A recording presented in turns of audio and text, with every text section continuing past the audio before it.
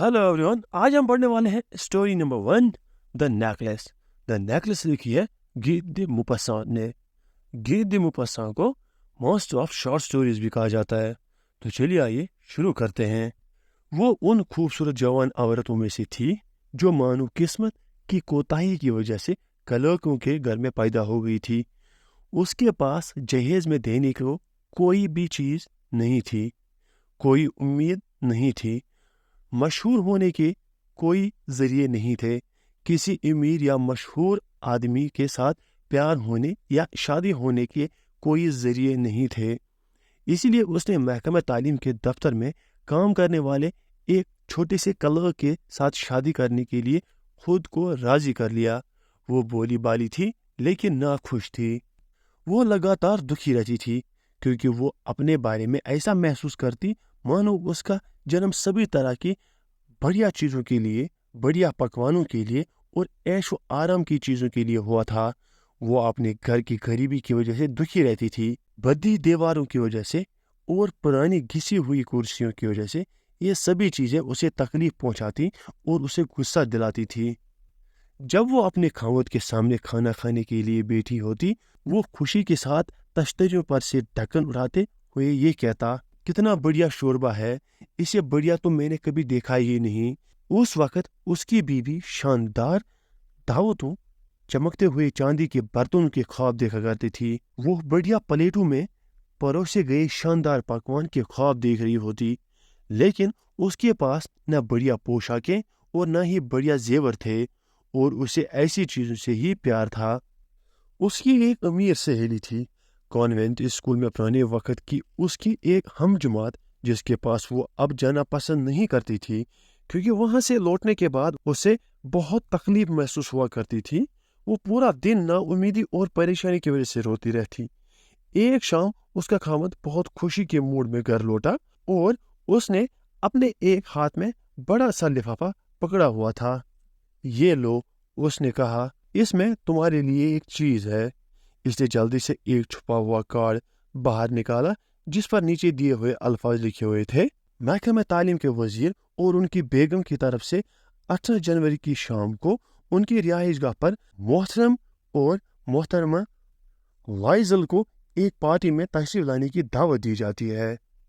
खुश होने के बजाय, जैसा कि इसके खावंद ने उम्मीद की थी, इसने दावतनामे को नफरत के साथ ये बड़बड़ाते हुए मेज पर फेंक दिया। तुम क्या समझते हो, मैं इसका क्या करूं? लेकिन मेरी जाने मन, मैंने तो समझा था कि तुम इससे खुश हो जाओगी। तुम कभी बाहर नहीं जाती हो और ये एक बढ़िया मौका है। हर एक इसे हासिल करना चाहता है और इसे बहुत ही गिने चुने लोगों को ही दिया गया है और ज़्यादा मुलाजिमों को दावतनामे नहीं दिए गए हैं। तुम्हें वहाँ सभी तरह के अफसर लोग देखने को मिलेंगे। उसने चिढ़ाते हुए अपने खावत की तरफ देखा और बेसब्री से कहने लगी, ओ तुम क्या सोचते हो, ऐसे मौके पर मैं क्या पहनूंगी? ये बात तो उसने सोची ही नहीं थी। वो हकलाता हुआ बोला, क्यों, वही पोशाक जिसे पहनकर तुम थिएटर जाती हो। मुझे तो वो बहुत अच्छी लगती है। जब उसने अपनी बीवी को रोते हुए देखा तो वो परेशान सा हो गया और उसको बहुत दुख हुआ। वो हकलाते हुए कहने लगा, क्या बात है, क्या बात है? काफी कोशिश के बाद उसने अपने दुख पर काबू पाया और अपने गीले गालों को पोंछते हुए पुरसुकून आवाज में बोली, कोई बात नहीं, सिर्फ मेरे पास पहनने को कोई पोशाक नहीं है और इसीलिए मैं इस महफिल में नहीं जा सकती। अपना दावतनामा अपने किसी मुलाजिम साथी को दे दो जिसकी बीवी के पास मुझसे बेहतर पोशाक हो। उसको दुख हुआ, लेकिन उसने जवाब दिया, देखो माचलदा, चलो इस पर थोड़ा सोचते हैं। इसमें कितने पैसे लगेंगे? मौके के मुताबिक कोई पोशाक बनाने में जो दूसरे मौकों पर भी तुम पहन सकती हो, कोई ऐसी चीज जो बहुत सादा सी हो। वो कुछ पल सोचती रही, अपना हिसाब किताब लगाती हुई और ये भी सोचती हुई कि वो कितने पैसों की मांग करे ताकि वो किफायती क्लर्क उसे फौरन इनकार न कर दे और डर कर न चला उठे। आखिर उसने झिझकते हुए कहा, मैं पूरी तरह तो नहीं जानती हूँ, लेकिन मैं समझती हूँ कि मैं 400 फ्रैंक से काम चला लूंगी। वो कुछ पीला पड़ गया क्योंकि उसने बिल्कुल इतने ही पैसे बंदूक खरीदने के लिए बचा रखे थे ताकि अगली गर्मी के मौसम के दौरान शिकार करने के जरिए कोई दिल बहलावा किया जा सके। कुछ दोस्तों के साथ जो हर इतवार को परिंदों का शिकार करने के लिए जाया करते थे, लेकिन उसने कह दिया, ठीक है, मैं तुम्हें 400 फ्रैंक दे दूंगा, लेकिन तुम एक अच्छी सी पोशाक बनवाने की कोशिश करना। पार्टी का दिन नजदीक आ गया और मोहतरमा वाइजिल उदास, परेशान और बेचैन दिखाई दे रही थी, जबकि उसकी पोशाक तकरीबन तैयार हो चुकी थी। एक शाम उसके खामोद ने उसे कहा, क्या बात है, 2-3 दिनों से तुम बहुत ही अजीब तरह से पेश आ रही हो। और मटिल्डा ने जवाब दिया, मुझे दुख हो रहा है कि मेरे पास एक भी जेवर नहीं है, कुछ भी नहीं है जिससे मैं खुद को सजा सकूं। मैं वहाँ गरीबी की मारी हुई नजर आऊंगी। मैं इसे बेहतर समझती हूँ कि पार्टी में न ही जाऊं। उसने जवाब दिया, तुम ताज़ा फूल पहन सकती हो, इस मौसम में वो बहुत ही खूबसूरत लगते हैं। ये बात उसके दिल को अच्छी न लगी। नहीं, उसने जवाब दिया, अमीर औरतों के बीच में गरीब नजर आना, इससे बढ़कर बेइज्जती की कोई दूसरी बात हो ही नहीं सकती। तभी उसका खामोद चिल्ला उठा, हम कितने बुद्धू हैं। जाओ और अपनी सहेली फॉरेस्टिया को ढूंढो और उससे कहो कि वो तुम्हें कुछ जेवर उधार दे। वो खुशी से चिल्ला उठी, सही बात है। उसने कहा, मैंने तो ये बात सोची ही नहीं थी। अगले दिन वो अपनी सहेली के पास गई और उसे अपनी मुश्किल के बारे में बताया। सहेली अपनी अलमारी के पास गई, वहां से जेवरों वाला एक बड़ा सा डब्बा निकाला, उसे लेकर वापस आई, उसे खोला और बोला, मेरी प्यारी, खुद ही चुन लो। सबसे पहले उसने कुछ कंगन देखे, फिर मोतियों का एक हार, फिर वेनिशियन एक क्रॉस जो सोने का बना हुआ था, और फिर बढ़िया कारीगरी वाले नगीने देखे। उसने आईने के सामने खड़े होकर जेवरों को पहनकर देखा, झिझकती रही, इस बात का फैसला न कर पाई कि वो इन्हें ले जाए या न ले जाए। फिर उसने पूछ ही लिया, क्या तुम्हारे पास कोई और नहीं है? क्यों नहीं, खुद ही देख लो, मुझे मालूम नहीं तुम्हें क्या पसंद आए। अचानक इसे एक काले साटनी बक्से में हीरो का बना हुआ एक गजब का हार मिल गया। इसके हाथ कांपने लगे जब इसने उसे उठाया। उसने इसे अपनी गर्दन के गिर्द रखकर देखा, अपनी पोशाक के साथ मिलाकर, और वो बहुत ही खुश हुई। फिर उसने पूछ लिया एक चीखती हुई आवाज में, शशु पंज में पड़े हुए, क्या तुम मुझे ये उधार दे सकती हो? सिर्फ यही एक। अरे हाँ, बिल्कुल। वो उछलकर अपनी सहेली के गले लग गई, उसे कसकर गले लगा लिया और फिर अपना प्यारा जेवर लेकर वहां से चली गई। डांस पार्टी का दिन आ गया। वाइजल बहुत कामयाब रही। वो सबसे ज्यादा खूबसूरत लग रही थी, नफीस, दिलकश, मुस्कुराहटों से भरी हुई और एक खुशी से पागल। सभी मर्दों ने अपनी नजरों से उसे बहुत गौर से देखा। वो उसका नाम पूछते और उसे मुतारिफ होने की कोशिश करते। वो मदहोश हुई, नाचती हुई, खुशी में मस्त हुई, सब कुछ बुलाए हुए, और कुछ नहीं सोच रही थी सिवाय उस तारीफ के, उस जीत के जो हर लिहाज से पूरी थी और उसे बहुत प्यारी लग रही थी। वो सुबह तकरीबन 4 बजे घर लौटी। उसका खामद आधी रात से सोया हुआ था, एक छोटे से बाहरी कमरे में 3 दूसरे आदमियों के साथ, जिनकी बीवियां भी बहुत मजे से वक्त गुजार रही थी। उसने उसके कांधों पर वो शाल डाल दी जो वो अपने साथ लेकर आए थे, जिसका सस्तापन उसकी डांस वाली खूबसूरत पोशाक से मेल नहीं खा रही थी। वो जल्दी जल्दी वहां से बच निकलना चाहती थी ताकि दूसरी औरतों का ध्यान उसकी तरफ न पड़े, जिन्होंने खुद को फर वाली कीमती शालों से ढका हुआ था। वाइजल ने इसे रोक लिया। रुक जाओ, उसने कहा, मैं जाकर कोई घोड़ा बगाड़ी ले आता हूँ। लेकिन उसने उसकी बात न सुनी और जल्दी जल्दी सीढ़ियों से नीचे उतर कर गई। जब वो दोनों गली में आ गए तो उन्हें वहां कोई घोड़ा गाड़ी न मिली और वो इस एक की तलाश करने लगे। गाड़ी वालों को आवाजें लगाकर पुकारते, जिन्हें वो कुछ दूरी पर गुजरते हुए देख लेते। नाउम्मीद होकर और सर्दी में कांपते हुए वो दरिया की तरफ चल दिए। आखिर उन्हें एक पुरानी बगी मिल गई, जिस तरह की बगियां दिन छुपने के बाद पेरिस में दिखाई देती हैं। ये बगी उन्हें उनके दरवाजे तक ले गई और वो थके मांदे ऊपर वाले कमरे तक पहुंच गए। मटिल्डा के लिए सब कुछ खत्म हो चुका था। اور جہاں تک لائزل کی بات تھی وہ سوچ رہا تھا کہ اسے صبح 10 بجے وزارت خانے میں ضرور پہنچنا ہوگا۔ ماٹلڈا نے آئینے کے سامنے کھڑے ہو کر اپنے کاندھوں پر سے شال اتار دی۔ اپنی خوبصورتی کو آخری بار دیکھنے کے لیے اچانک اس کی چیخ نکل گئی۔ اس کی گردن کی گرد وہ ہار نہیں تھا۔ لائزل جو پہلے ہی اپنے آدھے کپڑے اتار چکا تھا اس نے پوچھ لیا، کیا بات ہے؟ یہ کہتے ہوئے وہ گھبراہٹ میں اس کی طرف مڑی۔ میرے پاس اب فورسٹ والا ہار نہیں ہے۔ وہ صدمے اور گھبراہٹ کی حالت میں اٹھ کھڑا ہوا۔ کیا؟ یہ کیسے ہوا؟ ایسا نہیں ہو سکتا۔ اور انہوں نے پوشاک کی تہوں میں، چادر کی تہوں میں، جیبوں میں، سبھی جگہ دیکھا، انہیں یہ کہیں نہیں ملا۔ لائزل نے پوچھا، کیا تمہیں لگتا ہے کہ تم نے اسے تب پہنا ہوا تھا جب ہم وزیر کے گھر سے باہر آئے تھے؟ ہاں، جب ہم باہر آئے تھے تو میں نے اسے ہاتھ لگا کر دیکھا تھا، لیکن اگر تم نے اسے گلی میں کھویا ہوتا تو ہمیں اس کے گرنے کی آواز سنائی دینی تھی۔ یہ لازمی طور بگی میں گر گیا ہوگا۔ ہاں، ہو سکتا ہے۔ کیا تم نے اس کا نمبر پڑھا تھا؟ نہیں۔ اور کیا تم نے دیکھا تھا کہ اس کا نمبر کیا ہے؟ نہیں۔ وہ ایک دوسرے کی طرف ایسے دیکھنے لگے مانو ان پر بجلی آ گری ہو۔ آخر لائزل نے دوبارہ اپنے کپڑے پہن لیے۔ میں جانتا ہوں، اس نے کہا، اس راستے پر ہوتا ہوا جو ہم نے پیدل طے کیا تھا، وہ دیکھتا ہوں شاید یہ کہیں مل جائے۔ اور وہ چلا گیا۔ ماٹلڈا اپنی رات والی پوشاک پہنے ہی بیٹھی رہی۔ اس میں اتنی بھی طاقت نہیں تھی کہ بستر پر جا کر لیٹ سکتی۔ اس کا خاوند تقریباً 7 بجے لوٹ کر آیا۔ اسے کچھ نہیں ملا تھا۔ وہ پولیس کے پاس گیا، گاڑی والوں کے دفتروں میں گیا اور اس نے انعام کی پیشکش کرتے ہوئے اخباروں میں اشتہار دیے۔ وہ اس خوفناک نقصان کی خبر آنے سے پہلے پورا دن گھبراہٹ کی حالت میں انتظار کرتی رہی۔ لائزل شام کے وقت لوٹ کر آیا، ایک پیلا سا چہرہ لیے ہوئے۔ اسے کچھ پتا نہیں چل رہا تھا۔ تم اپنی سہیلی کو لکھ دو کہ تم سے ہار کی کنڈی ٹوٹ گئی اور تم اس کی مرمت کروا دو گی۔ اس سے ہمیں کچھ سوچنے کا وقت مل جائے گا۔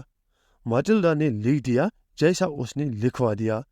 ایک ہفتہ گزر جانے کے بعد وہ سب امیدیں کھو چکے تھے اور لائزل جو پہلے سے 5 سال زیادہ بوڑھا لگنے لگا تھا کہنے لگا، ہمیں اس زیور کے بدلے کوئی دوسرا زیور لوٹانا ہوگا۔ انہیں پیلس رائل نام کے بازار میں ایک دکان پر ہیروں کا ایک ہار مل گیا جو بالکل ویسا ہی لگتا تھا جو ان سے گم ہو گیا تھا۔ یہ 40,000 فرینک کی قیمت کا تھا۔ وہ اسے 36,000 میں حاصل کر سکتے تھے۔ لائزل کے پاس 18,000 فرینک تھے جو اس کا والد اس کے لیے چھوڑ گیا تھا۔ باقی کی رقم اس نے ادھار لے لی۔ اس نے تباہ کن اقرار نامے کرنے کے بعد سود خوروں اور ادھار دینے والوں کی پوری قوم سے پیسے لے لیے اور پھر وہ نیا ہار لینے کے لیے چلا گیا، دکاندار کے کاؤنٹر پر 36,000 فرینک رکھتے ہوئے۔ جب لائزل فورسٹر کے پاس وہ ہار واپس لے کر گئی تو وہ بہت روکھے ڈھنگ سے بولی، تمہیں یہ جلدی لوٹا دینا چاہیے تھا کیونکہ مجھے شاید اس کی ضرورت پڑ جاتی۔ فورسٹر نے ڈبیا کو کھول کر نہیں دیکھا، جیسا کہ لائزل کو ڈر لگا ہوا تھا کہ اگر وہ ایسا کرے گی، اگر وہ اس ادلا بدلی کو بھانپ لیتی تو وہ کیا سوچتی، تو وہ کیا کہتی، کیا وہ اسے ایک ٹھگ سمجھ لیتی؟ لائزل کو اب غریبی کی ایک خوفناک زندگی کا پتہ چلا، پھر بھی اس نے اپنا کردار پوری بہادری سے نبھایا۔ اس خوفناک قرضے کو چکانا ضروری تھا۔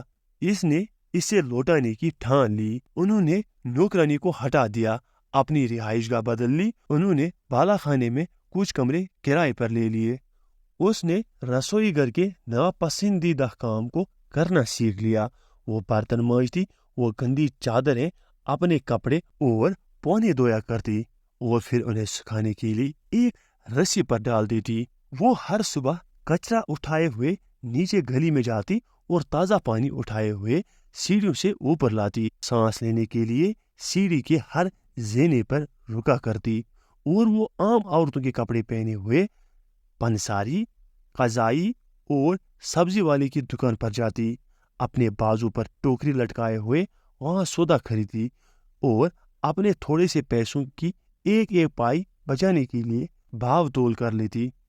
उसका खाउंद शाम के वक्त ओवर टाइम काम किया करता कुछ दुकानदारों के हिसाब किताब लिखने के लिए, और रात को वो देर तक 5 पैसे सफ़े के हिसाब से किताबत का काम भी किया करता। और ये जिंदगी 10 साल तक चलती रही। 10 साल खत्म होने पर उन्होंने अपना एक एक पैसा चुकता कर दिया। फाइसल अब बूढ़ी दिखाई देने लगी थी। वो एक गरीब घर की काम काजी औरत बन गई थी। उसके बाल उलझे रहते, उसके हाथ लाल लाल बने होते, और वो बहुत ऊंची ऊंची आवाज में बोला करती। बड़ी बड़ी बाल्टियों में पानी भरकर फर्श धोया करती। लेकिन कई बार जब उसका खावत दफ्तर गया होता तो वो खिड़की के पास बैठ जाती और बहुत अरसा पहले की उसकी खुशी भरी शाम के बारे में सोचती, उस डांस पार्टी के बारे में जहां वो बहुत ही खूबसूरत लग रही थी और जहां उसकी बहुत ही तारीफ हुई थी। क्या हुआ होता अगर उससे वो हार न खोया हुआ होता? कौन कह सकता है कि क्या होता? ये जिंदगी कितनी अजीब है और पल पल बदलने वाली होती है। बहुत छोटी सी चीज भी आदमी को तबाह करने या बचाने के लिए काफी हो सकती है। एक इतवार के दिन जब हफ्ते भर की सख्त मेहनत के बाद खुद को फिर से ताज़ा करने के लिए वो चैम्प्स एलिसिस नाम के चौराहे में टहलने गई हुई थी, तो उससे अचानक वहाँ एक औरत दिखाई दी जो एक बच्चे के साथ चली जा रही थी। वो फेरिस्ट थी, जो अब भी जवान, अब भी खूबसूरत और अब भी दिलकश लग रही थी। वाइसल बहुत मुतासिर हो उठी, सोचने लगी कि क्या उससे बात करनी चाहिए। हाँ, यकीनन करनी चाहिए। अब जब कि वो भुगतान कर चुकी है, वो ज़रूर ही उसे सब कुछ बताएगी, और क्यों न बताए। वो उसके पास गई और बोली, जैनी, गुड मॉर्निंग। उसकी सहेली ने उसे न पहचाना और वो हैरान रह गई कि एक आम सी औरत ने उसे इतने जाने पहचाने ढंग से बुलाया था। वो हकलाते हुए बोली, लेकिन मैडम, मैंने तुम्हें पहचाना नहीं, तुमसे जरूर कोई गलती हो गई है। नहीं, मैं माटिल्डा वाइसल हूँ। हैरान हुई इसकी सहेली की चीख निकल गई और वो बोली, आओ मेरी बेचारी माटिल्डा, तुम कितनी बदल गई हो। माटिल्डा ने कहा, हाँ, मुझे मुश्किल भरे दिन बिताने पड़े हैं तब से जब मैं तुम्हें मिली थी। बहुत ही दुख भरे दिन, और ये सब तुम्हारी वजह से। मेरी वजह से? वो कैसे? क्या तुम्हें वो हीरो वाला हार याद है जो तुमने मुझे उस वजीर की डांस पार्टी पर पहनने को दिया था? हाँ, बहुत अच्छी तरह से याद है। तो वो मुझसे खो गया था। ऐसे कैसे हो सकता है? क्योंकि तुमने तो वो मुझे लौटा दिया था। मैंने तो तुम्हें एक दूसरा हार लौटा दिया था, बिल्कुल उसी के जैसा, और उसकी कीमत चुकाने में हमें 10 साल लग गए। तुम समझ सकती हो कि हमारे लिए ये आसान नहीं था, जिनके पास कुछ भी न था, लेकिन अब वो ख़त्म हो चुका है और मैं अब पूरी तरह से मुतमईन हूँ। मैडम फॉरेस्टर हैरान रह गई। वो बोली, क्या तुम ये कह रही हो कि तुमने मेरा हार लौटाने के लिए एक हीरो का हार खरीदा था? हाँ, क्या तुमने इसे पहचाना नहीं? वो बिल्कुल एक जैसे थे। और वो एक ऐसी खुशी के साथ मुस्कुरा दी जिसमें फख्र और सादगी भरी हुई थी। मैडम फॉरेस्टर, जो बहुत ज्यादा पिघल उठी थी, उसने उसके दोनों हाथ अपने हाथों में लिए और बोली, आओ मेरी बेचारी माटिल्डा, मेरे हीरे तो नकली थे, उनकी कीमत 500 फ्रैंक से ज्यादा नहीं थी। आज का ये वीडियो आपको कैसा लगा कमेंट्स में अपनी राय जरूर दें, और हाँ, चैनल पे नए हो तो चैनल को लाइक करें, सब्सक्राइब करें और बेल आइकन दबाना ना भूलें। तो करना। मिलता हूँ आपको नए वीडियो में। Till then take care, bye bye. Hello everyone, आज हम पढ़ेंगे स्टोरी नंबर 3, एबेले। एबेले को लिखा है अब्दुल गनी शेख ने। सबसे पहले हम इस स्टोरी के मेन कैरेक्टर्स के बारे में जानेंगे। इस कहानी का पहला कैरेक्टर है रक्साना। रक्साना एक गांव की लड़की होती है और वो श्रीनगर पढ़ाई करने के लिए आई होती हैं। इस कहानी का दूसरा कैरेक्टर है एबेले। एबेले रक्साना की ग्रैंड मदर होती हैं। तीसरा कैरेक्टर है अब्बा। अब्बा रक्साना का बाप होता है। चौथा कैरेक्टर है अगू। अगू रक्साना का अंकल होता है। फिफ्थ कैरेक्टर इज आके। आके रक्साना की आंट होती हैं। और लास्ट कैरेक्टर इज कागा। कागा रक्साना का बड़ा भाई होता है। तो चलिए आइए शुरू करते हैं। जब एबेले ने तुर्किस्तान में आए हुए भूचाल की खबर सुनी तो उसका चेहरा पीला पड़ गया। आंसुओं की वजह से रोंदी हुई आवाज में उसने कहा, अल्लाह, तुम रहीम व करीम हो, बहुत ही मेहरबान और खैर ख्वाह हो। मेरी पोती रक्साना पर रहम करो, उसे महफूज रखना। हम सब की हंसी फूट पड़ी। मेरे बड़े भाई कागा ने कहा, अबे रक्साना श्रीनगर में है, भूचाल तुर्किस्तान में आया है, जो श्रीनगर से हजारों मील दूर है। लेकिन अबेले के पिचके हुए गालों पर से आंसू नीचे बह निकले। हमारी अभी को बहलाना या समझाना कोई आसान काम नहीं है। कोई इसे ये कैसे समझा सकता है कि दुनिया में तकरीबन 200 मुल्क हैं और ये कि सभी जगहें हमारे गांव जैसी नहीं हैं, जहां सिर्फ 40-50 घर ही हैं। जिस शाम रक्साना श्रीनगर के लिए रवाना हुई थी, तब से लेकर अबे ज्यादा से ज्यादा परेशान होती जा रही थी। जिस बस में रक्साना सफर कर रही थी वो करगिल के नजदीक खराब हो गई थी। अबेले की ये दलील थी कि अगर बस खराब हो गई थी तो जरूर तौर पर इसका मतलब ये था कि रक्साना बच नहीं पाएगी। उसे ये भरोसा दिलाने के लिए कि ऐसा बिल्कुल नहीं था, हमें अपनी तकदीर का पूरा इस्तेमाल करना पड़ा। कागा ने उसे ये कहते हुए दिलासा दिया, अबेले अगर बस ने काम करना बंद कर दिया था तो इसका मतलब ये नहीं कि गाड़ी के साथ कोई हादसा पेश आया है। किसी सफर के दौरान बसें अक्सर खराब हो जाती हैं। कई बार सर्दी की वजह से इंजन जम जाता है, कई बार इंजन के नट बोल्ट काम नहीं करते या कोई पुर्जा काम करना बंद कर देता है। ड्राइवर गाड़ी को सड़क के किनारे लगा देता है, उसकी मरम्मत करता है और तब गाड़ी फिर से चल पड़ती है। अबेले के सामने खबरों के ऊपर तबसरा करने से पहले हमें बहुत ज्यादा एहतियात बरतनी पड़ती थी। हर रोज होने वाले वाक़ों का जिक्र करना, जैसे किसी बस का फला जगह पर खाई में लुढ़क जाना, किसी रेलगाड़ी में पटरी से उतर जाना, किसी हवाई जहाज का लापता हो जाना या किसी जुलूस वगैरह पर गोली चल जाना, ऐसी कोई भी बात काफी होती थी कभी ना खत्म होने वाले सवालों की लड़ी शुरू करने के लिए। क्या मेरी रक्साना महफूज है? क्या रक्साना इसी बस में सफर कर रही थी? रक्साना बहुत उतावली तबीयत की लड़की है, वो जरूर तौर पर इस जुलूस को देखने चली गई होगी। हम हंसने लगते और अबे हमें फिर से डांटने लगती।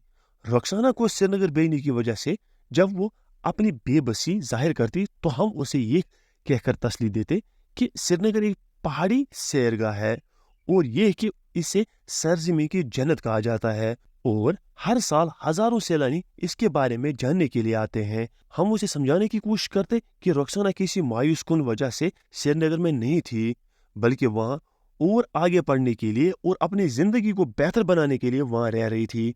जब हमने वादा किया कि अगली बसंत को हम उसे भी श्रीनगर ले जाएंगे तो अभी खामोश हो गई।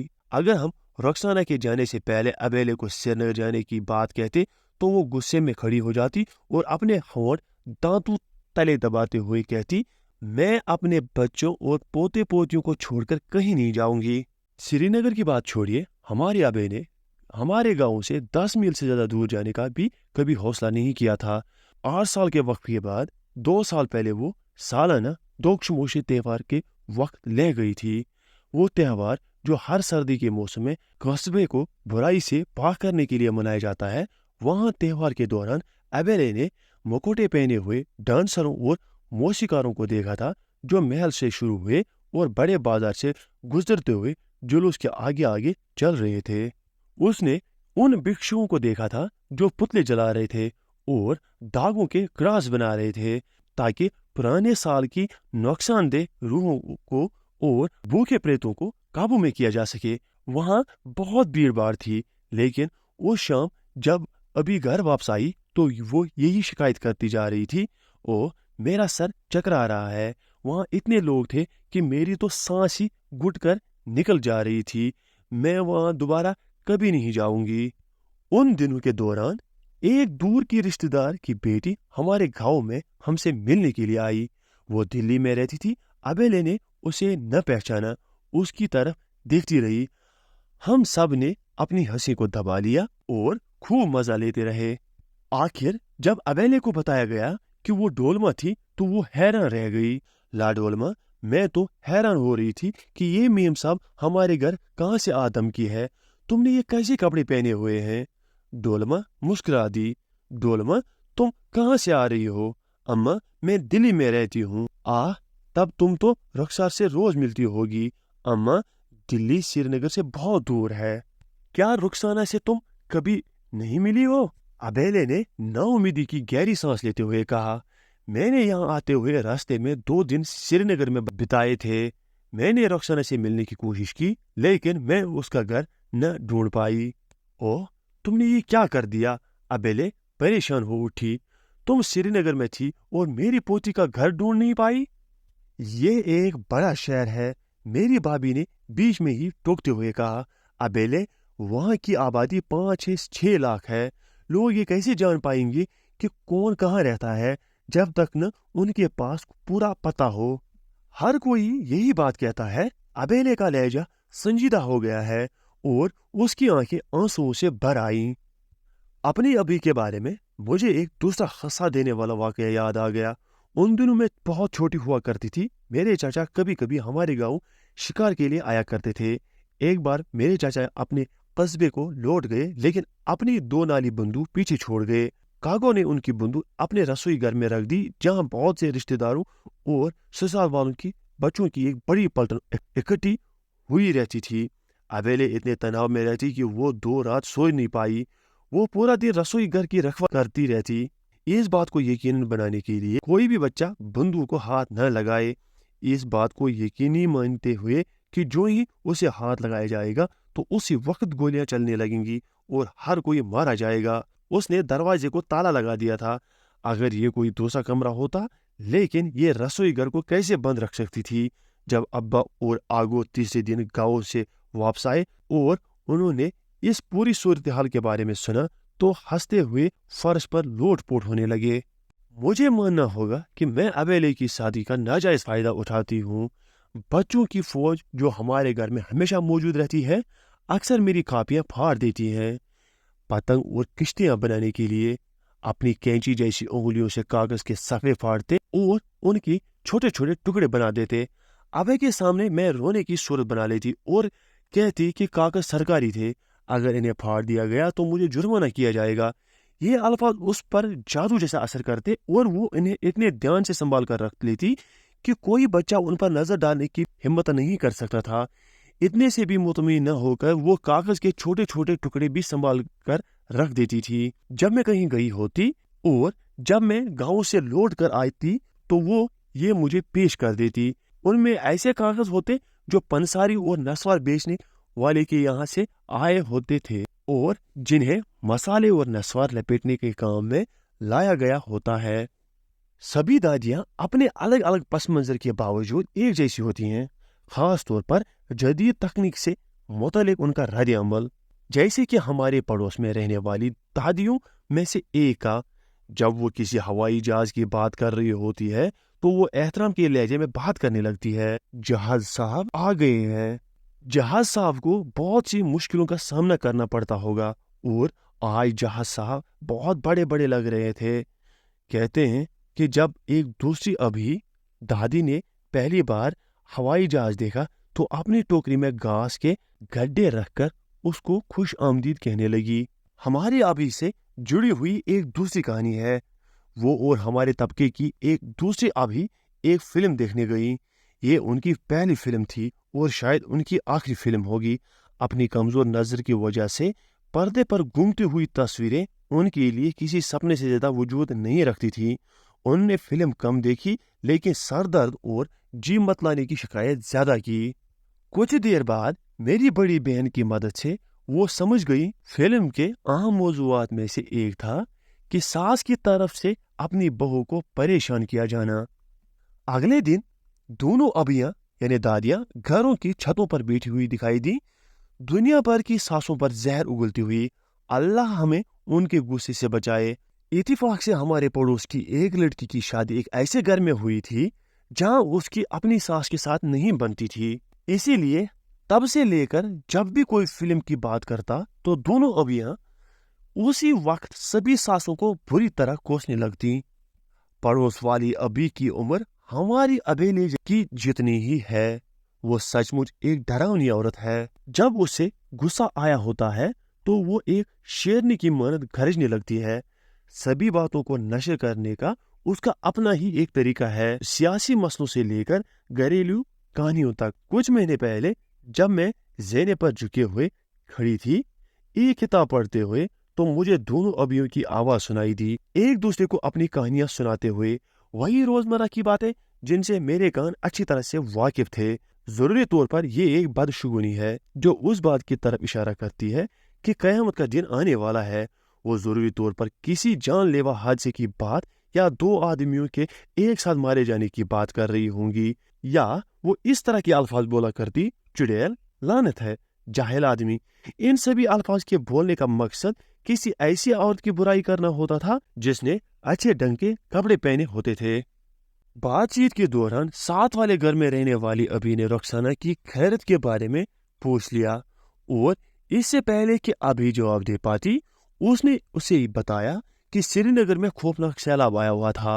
बहुत मायूस और बेचैन होकर मैंने वो किताब बंद कर दी जो मैं पढ़ रही थी, और अबेले के रद्द अमल का इंतजार करने लगी। नहीं, अबेले चीख उठी, सैलाब? हाजिरा, तुमने ये खबर कहाँ से सुनी? ये कल रेलडी पर आई थी। बगल में रहने वाली अभी रेडियो को हमेशा रेलडी ही कहती थी। वल्लाह, मुझे किसी ने इस बारे में बताया तक नहीं। क्या बशीर ने तुम्हें नहीं बताया? अबेले ने ठंडी आह भरते हुए कहा, तुम नहीं जानती मेरे बेटे कैसे हैं।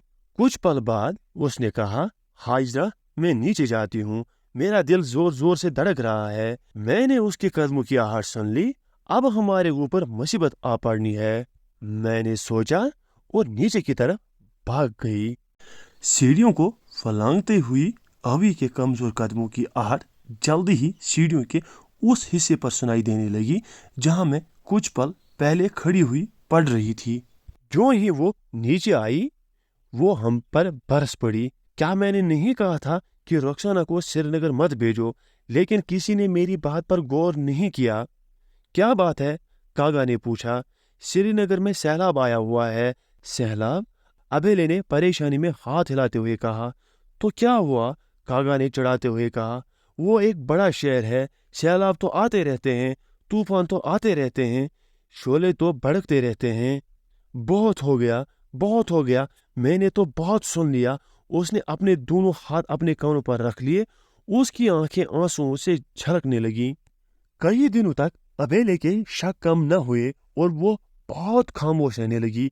उसने कागा और मेरे साथ श्रीनगर जाने का फैसला कर लिया। रास्ते में वो उल्टियां आने और सर चकराने की वजह से बहुत परेशान रही। हमने रात कारगिल में गुजारी और अगले दिन हम श्रीनगर पहुंच गए थे। कागा ने कहा, अबे, आप रुखसाना के बारे में परेशान थी? देखो वो कितनी तंदुरुस्त और खुश लग रही है। उसका चेहरा गोरा हो गया है और उसके गाल लाल लाल है। अबेले रुखसाना से चिपट गई और बहुत रोई। 2 दिन आराम करने के बाद रुखसाना उसे श्रीनगर घुमाने के लिए गई। अब है, देखो श्रीनगर कितना बड़ा और खूबसूरत है। ये डल झील है, ये निशाद बाग है, ये शालीमार बाग है, नेहरू पार्क है, चार चिनार है। 4 दिन बिना किसी खास वाक़े के गुजर गए। 5वां दिन अबेले ने ऐलान कर दिया, मैं लेह वापस जाऊंगी। मुझे बच्चों की याद आ रही है।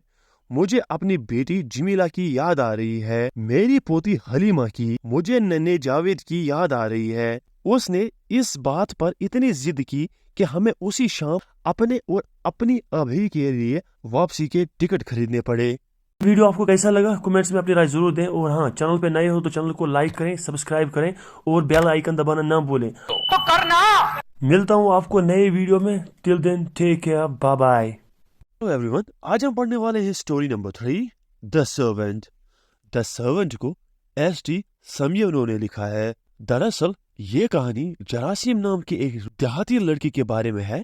इस लड़की का ताल्लुक एक किसान कुंबे से था, लेकिन वो अपने लड़कपन के शुरू से ही मॉस्को में रहता था। तो चलिए आइए शुरू करते हैं। जरासीम उसी वक्त लौटकर मॉस्को आया था जब यहाँ काम ढूंढना मुश्किल था। क्रिसमस से कुछ ही दिन पहले, जब कोई आदमी बहुत ही कम तनख्वाह वाली नौकरी से भी चिपका रहता है, इस उम्मीद के साथ कि उससे कोई तोहफा मिलेगा, वो किसान लड़का 3 हफ्तों से कोई नौकरी ढूंढने के लिए बेकार ही इधर उधर घूमता रहता था। वो रिश्तेदारों और अपने गाँव से आए हुए दोस्तों के साथ रह रहा था, और अगरचे उससे अभी पैसों की कमी महसूस नहीं हो रही थी, इस बात से उसके दिल को ठेस पहुंचती थी कि उस जैसे हट्टे कट्टे नौजवान को नौकरी नहीं मिल पा रही थी। जरासीम अपने लड़कपन के शुरू से ही मॉस्को में रहने आया था। جب ابھی وہ صرف ایک بچہ ہی تھا۔ وہ ایک شراب کے کارخانے میں بوتلیں دھونے کا کام کرنے لگا اور بعد میں ایک سوداگر کے گھر میں ایک معمولی نوکر کی حیثیت سے پچھلے 2 سالوں سے نوکری کر رہا تھا اور اب بھی اسی نوکری پر لگا ہوتا۔ اگر اسے ملٹری ڈیوٹی کے لیے واپس اس کے گاؤں نہ بلایا گیا ہوتا، لیکن اسے فوج میں بھرتی کے قابل نہ سمجھا گیا۔ گاؤں میں رہنا اسے بے مزہ سا لگتا تھا۔ گاؤں کی زندگی کا وہ عادی نہیں تھا، اسی لیے اس نے فیصلہ کیا کہ وہاں رہنے کے بجائے ماسکو میں بیکار گھومنا بہتر ہوگا۔ سڑکوں پہ ادھر ادھر بیکار بھٹکنا اس کے لیے ہر پل زیادہ سے زیادہ پریشان کن ہوتا جا رہا تھا۔ کسی بھی قسم کا کام ڈھونڈنے میں اس نے کوئی کسر نہ چھوڑی۔ اس نے اپنے سبھی جان پہچان والوں کو پریشان کر دیا۔ وہ گلی میں جا رہے لوگوں کو بھی روک لیتا اور ان سے پوچھتا کہ کیا انہیں نوکری کے لیے کسی خالی پڑی جگہ کا علم تھا، لیکن یہ سب کرنا بیکار ہی رہا۔ آخر جراثیم اپنے لوگوں پر اور زیادہ بننا برداشت نہیں کر سکا۔ ان میں سے کچھ ان کے پاس آنے پر چڑ جاتے تھے اور دوسروں کو اس کی وجہ سے اپنے مالکوں کی ناراضگی برداشت کرنی پڑتی تھی۔ اس کی سمجھ میں بالکل نہیں آ رہا تھا کہ اب وہ کیا کرے۔ کئی بار وہ پورا دن بنا کھائے ہی پڑا رہتا تھا۔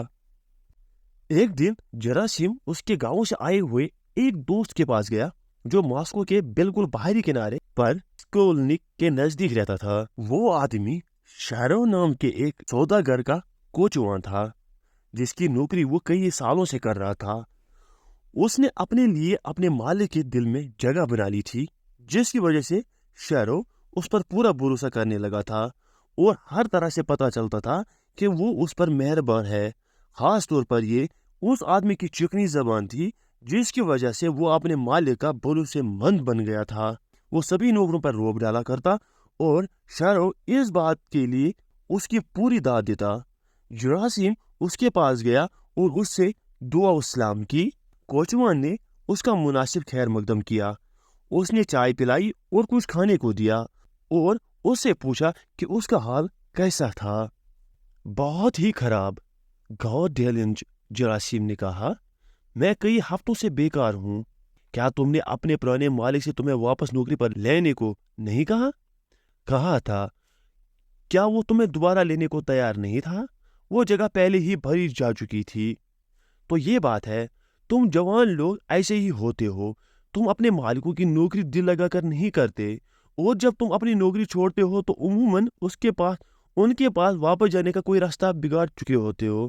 تمہیں اپنے مالکوں کی خدمت اس طرح کرنی چاہیے کہ جس سے وہ تمہارے بارے میں اچھا سوچے اور جب تم واپس آؤ تو وہ تمہیں انکار نہ کرے بلکہ اس آدمی کو نکال دے جسے تمہاری جگہ لے رکھی ہو۔ کوئی آدمی ایسا کیسے کر سکتا ہے؟ آج کل اس طرح کے کوئی مالک نہیں ہیں اور ہم بھی پوری طرح سے فرشتے نہیں ہیں۔ لفظوں کو فضول ضائع کرنے کا کیا فائدہ ہے؟ میں تمہیں صرف اپنے بارے میں بتانا چاہتا ہوں۔ اگر کسی وجہ سے مجھے کبھی یہ جگہ چھوڑ کر جانا پڑے تو میں جب واپس آؤں تو مسٹر شہرو ایک بھی لفظ بولے بنا نہ صرف مجھے پھر سے رکھ لے گا بلکہ اسے ایسا کرنے میں خوشی محسوس ہوگی۔ جراثیم وہاں نظر نیچے کیے ہوئے بیٹھا رہا۔ وہ سمجھ گیا کہ اس کا دوست ڈینگے مار رہا تھا اور اسے خیال آیا اس کے دل کو خوشی رکھنا چاہیے۔ میں جانتا ہوں، اس نے کہا، گور ڈیلینج، آپ جیسے لوگ ملنے مشکل ہوتے ہیں۔ اگر آپ کوئی گھٹیا ملازم ہوتے تو آپ کا مالک آپ کو 12 سال نہ رکھے رہتا۔ یگور مسکرا دیا۔ اسے اپنی تعریف اچھی لگی۔ بالکل ٹھیک، اس نے کہا، اگر تم بھی اسی طرح رہتے اور کام کرتے جیسا کہ میں کرتا ہوں تو تمہیں مہینوں بیکار نہیں رہنا پڑتا۔ جراثیم نے کوئی جواب نہ دیا۔ یگو کو اپنے مالک کے پاس جانے کا بلاوا آیا۔ ایک پل انتظار کرو، اس نے جراثیم سے کہا، میں ابھی واپس آتا ہوں۔ بہت اچھا۔ یگو واپس آیا اور اس نے بتایا کہ آدھے گھنٹے کے اندر اسے گھوڑوں کو جوتنا ہوگا اور انہیں تیار رکھنا ہوگا اپنے مالک کو شہر لے جانے کے لیے۔ اس نے اپنا تمباکو والا پائپ جلایا اور اپنے کمرے کے اندر ہی کئی چکر لگائے۔ پھر وہ جراثیم کے سامنے آ کر کھڑا ہو گیا۔ سنو میرے بچے، اس نے کہا، اگر تم چاہو تو میں اپنے مالک سے کہوں گا کہ وہ تمہیں یہاں نوکری پر رکھ لے۔ کیا اسے ایک آدمی کی ضرورت ہے؟ ہمارے پاس آدمی ہے لیکن وہ زیادہ اچھا نہیں ہے۔ وہ بوڑھا ہو رہا ہے اور اس کے لیے کام کرنا بہت ہی مشکل ہو رہا ہے۔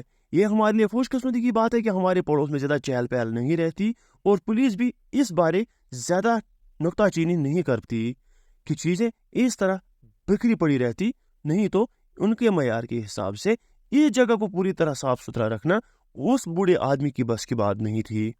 وہ یاگو ڈینیلچ، اگر آپ کر سکیں تو مہربانی کر کے میرے لیے بات کیجیے، میں پوری زندگی بھر آپ کے لیے دعائیں کرتا رہوں گا، میں اب اور زیادہ بیکار رہنا برداشت نہیں کر سکتا۔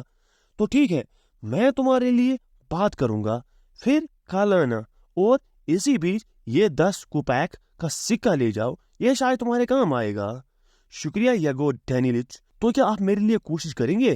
مہربانی کر کے مجھ پر یہ احسان ضرور کیجیے گا۔ ٹھیک ہے، میں تمہارے لیے کوشش کروں گا۔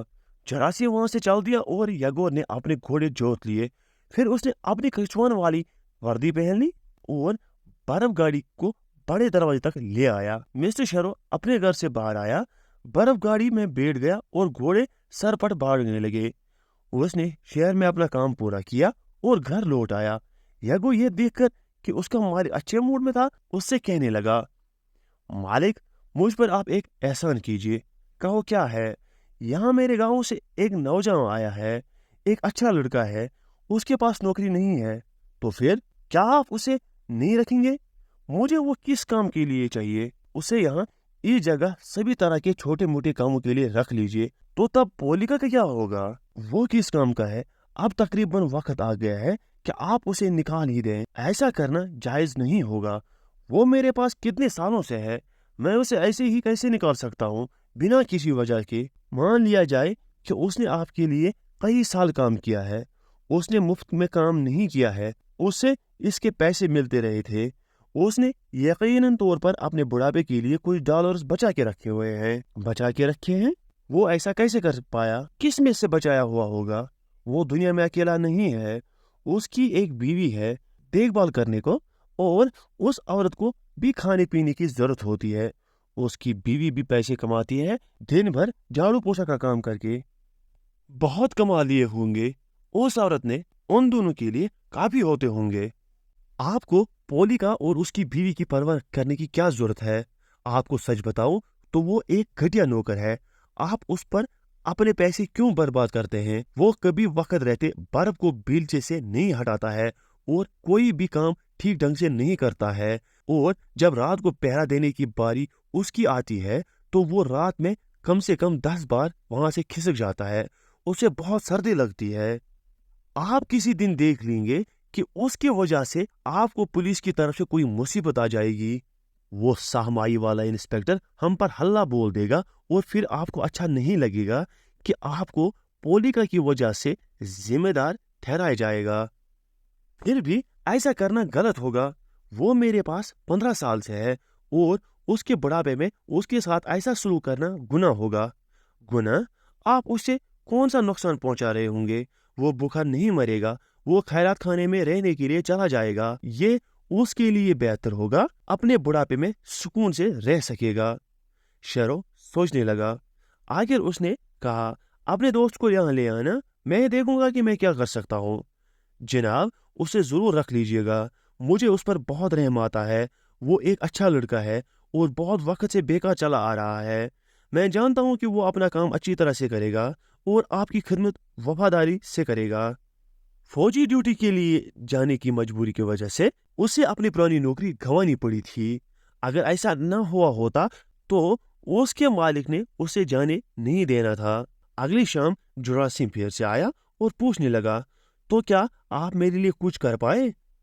کچھ میں سمجھتا ہوں، آؤ پہلے تھوڑی چائے پیتے ہیں، پھر ہم میرے مالک سے ملنے چلیں گے۔ جراثیم کے لیے چائے بھی کوئی کشش نہیں رکھتی تھی، وہ کسی فیصلے کے لیے بے چین ہو رہا تھا، لیکن اپنے میزبان کے تعین اپنی انکساری دکھانے کی وجہ سے اس نے جلدی 2 گلاس چائے حلق سے نیچے اتار دیے، اور پھر وہ دونوں شیرو کے پاس چلے گئے۔ شیرو نے جراثیم سے پوچھا کہ وہ پہلے کہاں رہتا تھا اور وہ کون سا کام کر سکتا تھا۔ پھر اس نے اسے بتایا کہ وہ اسے سب طرح کے چھوٹے موٹے کام کرنے والے نوکر کے طور پر لینے کو تیار تھا، اور اس نے کہا کہ وہ अगले दिन अपने काम पर आ जाए। किस्मत की इस बारी दस्तक से जरासीम बहुत ही हैरान हो उठा।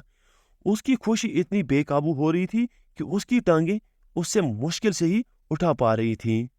वो कोचमा के कमरे में गया और यागो ने उससे कहा, तो ठीक है मेरे बच्चे, इस बात का ध्यान रखना कि अपना काम सही ढंग से करना, ताकि मुझे तुम्हारी वजह से शर्मिंदा न होना पड़े।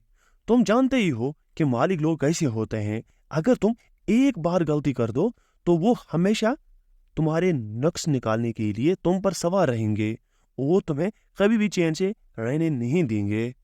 इसकी फिक्र मत कीजिए यागो डैनियलिच। ठीक है, ठीक है। जरासीम ने अलविदा कहा, गेट से बाहर जाने के लिए आंगन को पार करते हुए। पोली का पिच के कमरे आंगन की तरफ पड़ते थे और खिड़की में से आती हुई रोशनी की छाया जरासीम के रास्ते के आर पार पड़ रही थी। वो अपने मुस्तकबल के घर की एक झलक देख पाने के लिए बेचैन हो उठा, लेकिन खिड़कियों के शीशे गैर शफाफ थे और अंदर झांक पाना नामुमकिन था। लेकिन फिर भी वो सुन पा रहा था कि अंदर की तरफ बातें करते हुए लोग क्या कह रहे थे। अब हम क्या करेंगे? एक औरत की आवाज में कहा गया। मैं नहीं जानता, एक आदमी ने जवाब दिया, जो बिला शक पोली का पिच था। शायद भीख मांगने जाना पड़े। मेरे ख्याल में हम सिर्फ यही कर सकते हैं और कुछ करने को रहा ही नहीं है। उस औरत ने कहा, आओ, हम गरीब लोग कितनी दुखी जिंदगी बसर करते हैं। हम रोज बरोज सुबह सवेरे से लेकर काम करते हैं और काम करते ही रहते हैं, और जब हम बूढ़े हो जाते हैं तो तब हमें सुनने को मिलता है कि भाग जाओ यहाँ से। हम क्या कर सकते हैं? हमारा मालिक हमारे हक में नहीं है। उससे इस बारे में कुछ ज्यादा बात करना कोई फायदेमंद नहीं होगा। वो सिर्फ अपने फायदे की ही फिक्र करता है। सभी मालिक बहुत नीच होते हैं। वो अपने सिवा किसी दूसरे के बारे में नहीं सोचते। उन्हें ये ख्याल नहीं आता है कि हम परसों तक उनके लिए ईमानदारी और वफादारी से काम करते हैं और उनकी ही खिदमत में अपनी पूरी ताकत लगा देते हैं। वो हमें एक साल भी और ज्यादा रखने से डरते हैं, अगर जो उनका काम करने के लिए हमारे पास पूरी ताकत होती है। अगर हमारे पास जरूरत के मुताबिक ताकत न होती तो हम अपनी मर्जी से यहाँ से चले जाते। मालिक का इतना कसूर नहीं है जितना उस कोचवा का है। यागो डैनियलिच दोस्त के लिए एक अच्छी जगह चाहता है। हाँ, वो एक सांप है। वो जानता है कि उसे अपनी जबान चापलूसी में कैसे घुमानी है। अब इंतजार करो। अरे गंदे मुंह वाले जंगली जानवर, मैं तुम्हारे साथ हिस्सा बराबर कर लूंगी। मैं सीधी मालिक के पास जाऊंगी और उसे बताऊंगी कि किस तरह वो आदमी उसे धोखा दिया करता है, किस तरह वो भूसा और चारा चोरी करता है। मैं ये सब लिख कर दूंगी और वो खुद जांच करने के बाद मान लेगा कि वो आदमी हम सब के बारे में कैसे झूठ बोलता है। ऐसा मत करना ऐ बूढ़ी औरत, ये गुनाह मत करना। गुनाह? क्या जो मैंने कहा ये सच नहीं है? मैं पूरी तरह जानती हूँ जो मैं कह रही हूँ और सचमुच जाकर ये सब बातें मालिक से कह दूंगी। उससे खुद अपनी आंखों से देख लेना चाहिए। मैं ऐसा क्यों न करूं? अब हम कर ही क्या सकते हैं? हम कहाँ जाएंगे? उसने हमें तबाह कर दिया है। बूढ़ी औरत जोर जोर से सिसकियां भरने लगी। जरासीम ने ये सब सुन लिया और एक खंजर के चुभने जैसा महसूस हुआ। उसे महसूस हो गया कि वो उन बूढ़े लोगों पर कितनी मुसीबत लाने जा रहा था और इससे उसका दिल बैठने लगा। वो बहुत देर तक वहां खड़ा रहा, उदास हुआ, अपने ख्यालों में खोया हुआ, और फिर वो मुड़ा और वापस कोचवा के कमरे में चला गया। अरे, क्या तुम कोई चीज भूल गए थे? नहीं, यागो डैनियलिच, जरासीम हगलाते हुए कहने लगा, मैं आया हूँ। सुनिए, बहुत बहुत शुक्रिया अदा करना चाहता हूँ जिस तरह आपने मेरा खैर मकदम किया और इस सब तकलीफ के लिए जो आपने मेरे लिए की है, लेकिन मैं ये नौकरी नहीं ले सकता। क्या तुम कहना क्या चाहते हो? कुछ नहीं, मैं ये नौकरी नहीं चाहता। मैं कोई और नौकरी खुद ही ढूंढ लूंगा। यागो बहुत ही गुस्से में आ गया। क्या तुम मुझे बेवकूफ बनाना चाहते थे? क्या यही बात थी? नामकूल आदमी, तुम बहुत मासूम से बनकर आते हो और कहते हो मेरे लिए कोशिश कीजिए। मेहरबानी करके मेरे लिए कोशिश कीजिए और फिर तुम नौकरी लेने से इनकार कर देते हो। अरे बदमाश, तुमने मुझे बेइज्जत किया है। जेरोसिम को जवाब देने को कुछ न सूझा। उसका चेहरा लाल पड़ गया और उसने अपनी नजरें नीचे कर ली। यागो ने नफरत से अपनी पीठ घुमाई और कुछ न कहा। तब जेरोसिम ने चुपचाप अपनी टोपी उठाई और कोचवा के कमरे से चला गया। उसने तेजी से आंगन पार किया, गेट से होता हुआ बाहर आया और सड़क पर तेजी से चलने लगा। उसे खुशी महसूस हो रही थी और उसे अपने दिल में एक हल्कापन महसूस हो रहा था। आज का ये वीडियो आपको कैसा लगा कमेंट्स में अपनी राय जरूर दें, और हाँ, चैनल पे नए हो तो चैनल को लाइक करें, सब्सक्राइब करें और बेल आइकन दबाना ना भूलें। तो करना। मिलता हूँ आपको नए वीडियो में। Till then take care, bye bye. Everyone, आज हम पढ़ने वाले हैं क्लास 10th की लास्ट स्टोरी डस्क। डस्क को साकी ने लिखा है। तो चलिए आइए शुरू करते हैं। नॉर्मन गर्ट्सबी पार्क में एक बेंच पर बैठा हुआ था। तकरीबन 6:30 बज चुके थे। मार्च महीने के शुरू की एक शाम थी और इस मंजर पर घनी शाम ढल आई थी। सड़क और पटरी के ऊपर फैला हुआ एक खालीपन था, लेकिन फिर भी वहां बहुत सी जिस्मानी शक्लें थी जो इस धुंधलेपन में घूम रही थी या बिना किसी का ध्यान खींचे पार्क में किसी बेंच या कुर्सी पर दिखाई दे रही थी, और उन्हें मुश्किल से ही इन सायों बारे अंधेरे से अलग करके देखा जा सकता था जिसमें वो बैठे हुए थे। ये नज़ारा नॉर्मन गर्ट्सबी को अच्छा लग रहा था। उसके हालिया मूड से मेल खा रहा था।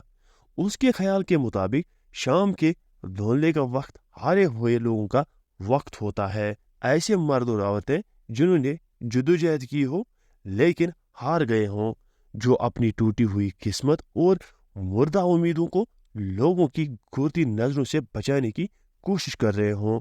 ऐसे लोग शाम के धुंधले में घर से बाहर निकल आते हैं जब उनके भद्दे कपड़े और झुके हुए कंधे और उदास आंखें किसी का ध्यान न खींच सकें या कम से कम उन्हें कोई पहचान न पाए। एक राजा जो हार गया हो उसे जरूरी तौर पर अपने आईने में अजीब अजीब शक्लें देखने को मिलती हैं। ऐसे आदमी का दिल बहुत ही कड़वाहट से भरा हुआ होता है।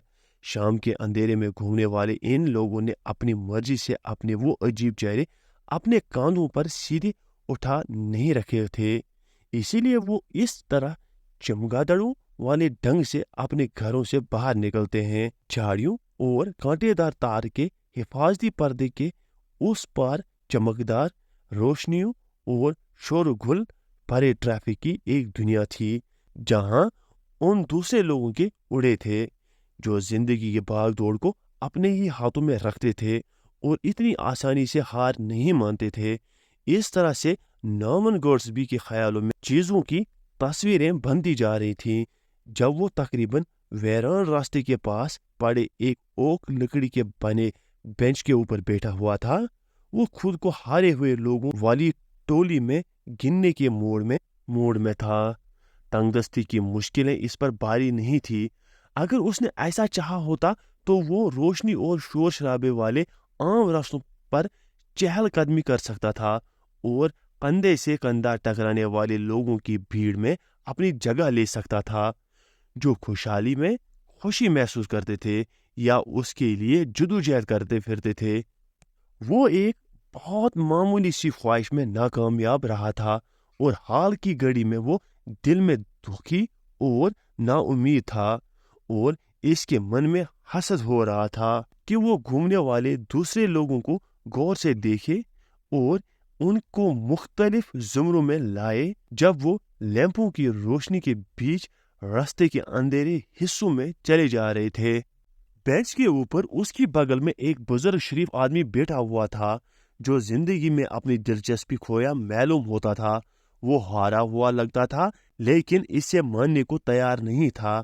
उसके कपड़ों को मुश्किल से ही मैला कहा जा सकता था और वो साफ तौर पर मौसीकी के आलों में से एक आला था जिसके बजने पर कोई नाचना पसंद नहीं करता था। जब वो उठा तो आहिस्ता आहिस्ता परछाइयों में ओझल हो गया और तकरीबन उसी वक्त बेंच के ऊपर उसकी जगह एक जवान आदमी ने ले ली जो काफी अच्छे ढंग से कपड़े पहने हुए था, लेकिन जो अपने से पहले वहां बैठे हुए आदमी की निस्बत ज्यादा खुश लग रहा था, मानो इस बात पर जोर देने के लिए कि दुनिया उसके साथ बुरा सलूक कर रही थी। उस आदमी ने गुस्से भरे सुनने जा सकने वाले अल्फाज बोलते हुए अपनी भड़ास निकाली जब वो धड़ाम से उस जगह पर आकर बैठा।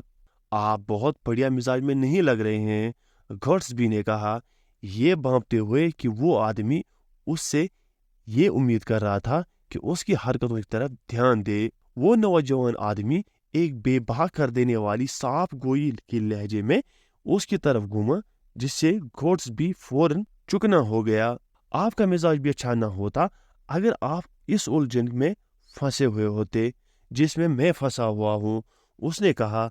मैंने ऐसी सबसे बड़ी बेवकूफ़ी का काम किया है जो मैंने जिंदगी में कभी किया हो। अच्छा, गॉड्सबी ने रूखे से ढंग में कह दिया। आज तीसरे पहर मैं यहाँ बर्कशायर स्क्वायर में पैटागोनियन होटल में ठहरने के ख्याल से आया था, उस नौजवान ने कहना जारी रखा। जब मैं वहां पहुंचा तो मैंने देखा कि उसे कुछ हफ्ते पहले ही गिरा दिया गया था और उस जगह एक सिनेमाघर बनकर चल रहा था। टैक्सी ड्राइवर ने वहां से कुछ दूरी पर एक दूसरे होटल में जाने की सिफारिश कर दी और मैं वहां चला गया। मैंने सफारत खाने में सिर्फ एक चिट्ठी लिखी और फिर कुछ साबुन खरीदने के लिए बाहर चला गया। मैं अपने सामान में अपना साबुन बांधना भूल गया था और मुझे होटल का साबुन इस्तेमाल करना पसंद नहीं है। इसके बाद मैंने इधर उधर थोड़ी सी चहलकदमी की, एक शराब खाने में थोड़ी सी शराब नोशी की और दुकानों को देखता हुआ इधर उधर घूमता रहा। और जब मैंने होटल की तरफ अपने कदम वापस घुमाए तो मुझे अचानक एहसास हुआ कि मुझे होटल का नाम याद नहीं रहा था और उस गली का नाम भी जिसमें वो होटल वाक़ा था। ऐसे आदमी के लिए बड़ी अजीब हालत बनाती है जिसका लंदन शहर में कोई दोस्त या रिश्तेदार न हो। बिला शक पता जानने के लिए मैं अपने लोगों को तार बेच सकता था, लेकिन वो तार उन्हें कल तक नहीं मिलना था और इसी बीच मेरे पास कोई पैसा नहीं रहा है। अपनी जेब में तकरीबन 1 शिलिंग लेकर मैं होटल से निकला था, जो साबुन खरीदने में और थोड़ी सी शराब नोशी में खर्च हो गया। और अब मैं यहाँ बैठा हुआ हूँ अपनी जेब में 2 पेन्स लिए हुए और मुझे रात बिताने को कोई जगह नहीं है। अपनी कहानी सुना देने के बाद वो आदमी थोड़ा खामोश हो गया, ऐसी खामोशी जो बहुत कुछ बोल रही थी। मैं समझता हूँ आप सोच रहे होंगे कि मैंने आपको एक नामुमकिन सी कहानी बुनकर सुना दी है, उस नौजवान ने थोड़ी देर बाद कहा, एक अफसोस भरे लहजे के साथ। बिल्कुल भी नामुमकिन नहीं है, गॉड्सबी ने एक अदालती अंदाज में कहा। मुझे याद है कि एक बार मैंने भी बिल्कुल ऐसा ही किया था, एक दूसरे मुल्क के दारुल खिलाफे में, और उस वक्त वहाँ हम 2 आदमी थे, जिससे बात और भी ज़्यादा अजीब हो गई। खुशकिस्मती से हमें याद था कि होटल एक तरह की नहर के किनारे पर था और जब हमें वो नहर मिल गई तो हम होटल तक अपना रास्ता वापस ढूंढने के काबिल हो गए। इस पुरानी याद की गई बात के जिक्र को सुनकर वो नौजवान खिल उठा। किसी दूसरे मुल्क में मुझे इतना बुरा महसूस न होता, उसने कहा। आदमी अपने सफारत खाने के पास जा सकता है और वहां से लाजमी मदद ले सकता है। यहाँ अपने ही मुल्क में आदमी को ज्यादा बुरी हालत हो जाती है अगर वो किसी मुश्किल में फंस जाए। जब तक मुझे ऐसा कोई भला आदमी नहीं मिल जाता जो मेरी कहानी पर भरोसा कर ले और मुझे कुछ पैसे उधार दे दे, तो ऐसा मुमकिन है कि मुझे सड़क किनारे ही रात गुजारनी पड़े। फिर भी मुझे खुशी है कि आप ऐसा नहीं मानते कि मेरी कहानी बहुत ही ज्यादा नाकाबिल यकीन है।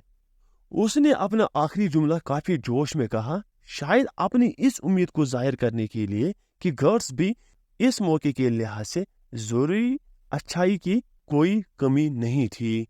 बिला शक गॉड्सबी ने आहिस्ते से कह दिया, आपकी कहानी का कमजोर और नुक्ता यह है कि आप वो साबन नहीं दिखा सकते। वो नौजवान तेजी से बेंच पर आगे को होकर बैठ गया, जेबों को टटोलने लगा और फिर छलांग लगाकर अपने पैरों को खड़ा हो गया। जरूर मुझसे खो गया होगा, वो गुस्से में बड़बड़ा दिया। एक ही शाम होटल और साबन की टिकिया का एक साथ खो जाना जानबूझकर की गई लापरवाही को जाहिर करता है, गॉड्सबी ने कहा। لیکن وہ نوجوان آدمی اس کے جملے کو پورا سننے کے لیے رکا ہی نہیں. وہ تیزی سے سڑک کی طرف بڑھ گیا, اپنا سر اوپر کو اٹھائے ہوئے اور تھوڑی سی خوشی کا مظاہرہ کرتے ہوئے. افسوس کی بات یہ تھی, گرٹس بھی سوچنے لگا, صابن کی ٹکیا لینے کے لیے باہر جانا, پوری کہانی میں یہی ایک بھروسے کے قابل بات تھی, اور پھر بھی وہی ایک چھوٹا سا ذکر اس کے دکھی کر گیا. اگر اسے پہلے ہی اپنے پاس صابن کی ایک ٹکیا رکھنے کا چالاکی برا خیال آ گیا ہوتا, اور وہ بھی ایک دکاندار سے اچھے ڈھنگ سے کاغذ میں اسے لپیٹ کر باندھ کر رکھتا, تو وہ اپنے اس خاص ہنر میں ایک لاجواب آدمی ثابت ہونا تھا. اس کے اس خاص دھندے میں قابلیت لازمی طور پر اسی بات میں ہوتی ہے کہ احتیاط اس قدر برتنی چاہیے کہ کہانی میں کوئی کمزوری نہ رہنے پائے. اس طرح کے خیال لیے ہوئے گرٹس بھی جانے کے لیے اٹھ کھڑا ہوا. جب اس نے ایسا کیا تو اس کی حیرانی بھری ایک چیخ نکل گئی. بینچ کے ایک طرف زمین کے اوپر ایک انڈے کی مانند چھوٹا سا پیکٹ پڑا ہوا تھا, جسے دکاندار نے خوبصورت ڈھنگ سے کاغذ میں لپیٹا ہوا تھا. یہ صابن کی ٹکیا کے علاوہ اور کچھ نہیں ہو سکتا تھا, اور یہ بات ظاہر تھی کہ اس نوجوان کے اوور کوٹ کی جیب میں سے نکل کر اس وقت گر گئی تھی جب وہ بینچ کے اوپر آ کر دڑام سے بیٹھا تھا. اگلے ہی پل گرٹس بھی اس شام کے دھندلے میں سڑک کے اوپر تیزی سے دوڑتا ہوا جانے لگا, اس نوجوان چہرے کی کھوج میں جس نے ایک ہلکا سا اوور کوٹ پہن رکھا تھا. اس نے تلاش کرنا تقریباً چھوڑ ہی دینا تھا کہ جب اس کی نظر اس آدمی پر پڑی جس کی اسے تلاش تھی, اور جو الجھن میں پڑا ہوا سڑک کے کنارے کھڑا تھا. ظاہری طور پر وہ اس الجھن میں تھا کہ وہ بھاگ کر سڑک کے پار جائے یا نائٹس برج کے چہل پہل بھری پٹریوں کی طرف جائے. جب اس نے گرٹسبی کو اپنی طرف آتے ہوئے دیکھا تو وہ حفاظتی انداز میں کھڑا ہو گیا. تمہاری کہانی کی سچائی کا اہم گواہ مل گیا ہے. گرٹسبی نے صابن کی ایک ٹکیا اس کی طرف بڑھاتے ہوئے کہا, لازمی طور پر یہ تمہارے اوور کوٹ کی جیب میں سے نکل کر گر پڑی ہوگی جب تم اس جگہ پر آ کر بیٹھے تھے. جب تم وہاں سے اٹھ کر چلے آئے تو یہ مجھے زمین پر پڑی ہوئی دکھائی دی. مہربانی کر کے مجھے میرے بھروسہ نہ کرنے کے لیے معاف کر دو, لیکن ظاہری طور پر ہر بات تمہارے خلاف ہی جاتی تھی, اور اب کیونکہ میں نے تم سے صابن کا ثبوت مانگا تھا تو میرے خیال میں مجھے اس گواہی کو بھی ماننا چاہیے. اگر 1 پاؤنڈ کا یہ ادھار تمہارا کوئی کام چلا سکے تو. اس آدمی نے جلدی سے وہ سکہ لے کر اپنی جیب میں ڈال لیا, اور اس طرح اس معاملے میں سبھی شکوک ختم کر دیے. یہ میرا کارڈ ہے جس پر میرا پتہ لکھا ہوا ہے, گرٹسبی نے بات جاری رکھتے ہوئے کہا. اس ہفتے کسی بھی دن تم مجھے یہ پیسہ واپس کر سکتے ہو, اور یہ رہی تمہاری صابن کی ٹکیا, اسے دوبارہ مت کھو دینا, اس نے تمہارا بہت ساتھ دیا ہے. خوش قسمتی کی بات تھی کہ یہ آپ کو مل گئی, اس نوجوان نے کہا, اور پھر اپنی آواز میں قدرے سختی لاتے ہوئے اسے شکریہ کے 1-2 الفاظ کہے, اور پھر بہت تیزی کے ساتھ نائٹس برج کی طرف بھاگ لیا. بیچارہ نوجوان, وہ تو تقریباً رو ہی پڑا تھا, گرٹسبی نے خود سے کہا, اور اس میں کوئی حیران ہونے کی بات بھی نہیں ہے کہ اس کے آنسو نکل آئے. اس سے اپنی مصیبت سے بہت راحت مل گئی, اور میرے لیے بھی یہ ایک سبق کی بات ہے, میں دوسروں کو پرکھنے میں بہت زیادہ چالاکی نہ دکھایا کروں. جب گرٹسبی اس بینچ کے پاس سے گزرا جہاں یہ چھوٹا سا واقعہ ہوا تھا, تو وہاں اسے ایک بزرگ آدمی اس بینچ کے نیچے کی طرف اور اس کے ارد گرد غور سے دیکھتا ہوا اور کچھ ڈھونڈتا ہوا دکھائی دیا. گرٹسبی پہچان گیا کہ یہ وہی آدمی تھا جو بینچ کے اوپر اس کے ساتھ پہلے بیٹھا رہا تھا. گرٹسبی نے پوچھا, جناب کیا آپ کی کوئی چیز کھو گئی ہے؟ اس نے پوچھا. ہاں جناب, صابن کی ایک ٹکیا. ویڈیو آپ کو کیسا لگا کمنٹس میں اپنی رائے ضرور دیں, اور ہاں چینل پہ نئے ہو تو چینل کو لائک کریں, سبسکرائب کریں, اور بیل آئیکن دبانا نہ بھولیں تاکہ آپ کو ہمارے لیٹسٹ ویڈیوز کی نوٹیفیکیشن ملتی رہے. ملتا ہوں آپ کو نئے ویڈیو میں. Till then take care, bye bye, love you 3000.